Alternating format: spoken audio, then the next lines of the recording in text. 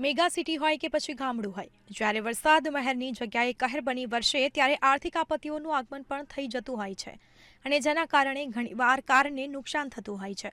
આવી સ્થિતિમાં કારને કુદરતી આપત્તિઓથી બચાવવા માટે સમજી વિચારીને વીમા પોલિસી પસંદ કરવી જોઈએ, જેથી કરીને આર્થિક નુકસાનીથી બચી શકાય.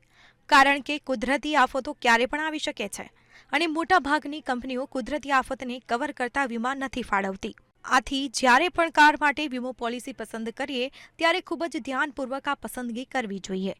તમને જણાવી દઈએ કે જો તમે કોમ્પ્રિહેન્સિવ વીમા પોલિસી લો છો તો કારને થયેલા નુકસાન અને થર્ડ પાર્ટીની દરેક જવાબદારી આ પોલિસીમાં આવરી લેવામાં આવે છે, જેના કારણે તમને નાણાકીય જોખમમાં ઘટાડવામાં મદદ કરે છે અને આ કવર તમારા ઘણા પૈસા પણ બચાવી શકે છે.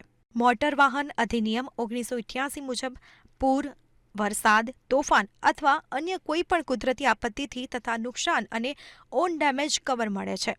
જો તમે તમારા વાહન માટે કોમ્પ્રિહેન્સિવ મોટર વીમો લીધો હોય તો તમે તોફાન, ચક્રવાત, વાવાઝોડા અને વરસાદ અથવા તો પૂર જેવી કોઈ પણ કુદરતી આપત્તિથી થયેલા નુકસાન માટે દાવો કરી શકો છો. આવી જ માહિતી માટે જોતા રહો મંતવ્ય ન્યૂઝ.